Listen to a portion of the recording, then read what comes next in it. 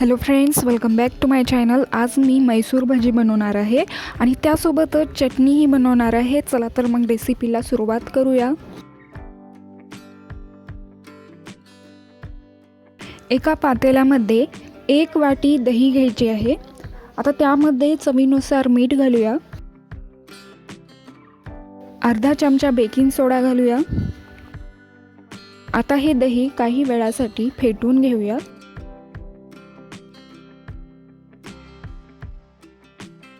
तर इथे मी हे दही मिनिटभर फेटून घेतले आहे।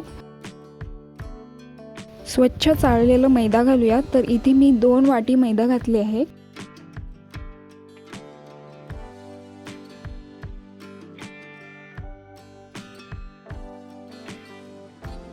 तर आता हे व्यवस्थित मिक्स करून घेऊया। तर इथे हे मिश्रण थोडंसं घट्ट वाटत आहे, तर यामध्ये पाव कप पाणी घालूया। तर आपल्याला भजीपेक्षाही थोडंसं घट्ट बॅटर बनवून घ्यायचं आहे।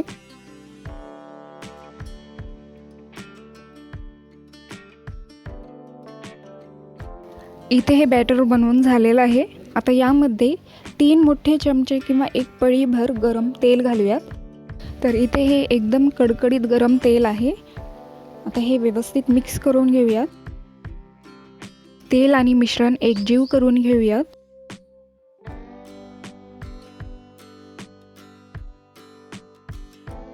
तर इथे हे तेल मिश्रणमध्ये व्यवस्थित मिक्स करून झालेलं आहे। आता आपण हे मिश्रण 2 मिनिटे हाताने फेटून घेऊयात, त्यामुळे हे भजी एकदम फ्लफी होतात।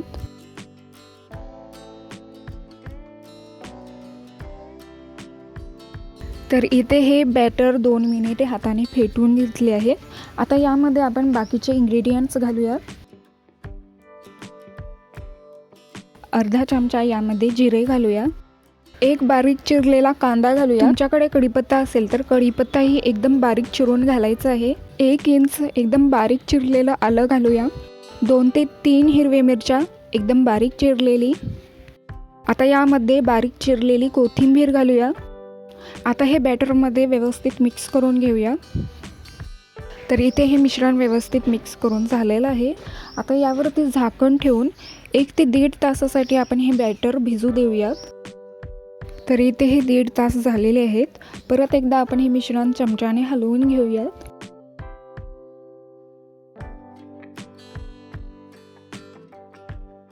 हाताला थोडंसं पाणी लावून थोडं थोडं बॅटर आपण हे गरम तेलामध्ये सोडून घेऊयात।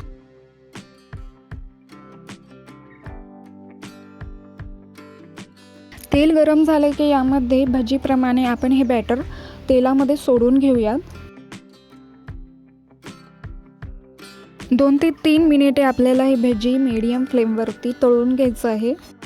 तर इथे हे सोनेरी रंग होईपर्यंत भजी तळून घेतली आहे।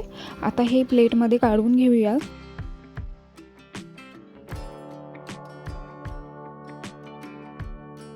तर इथे हे भजी बनवून झालेले आहेत। आता आपण चटणी बनवून घेऊयात।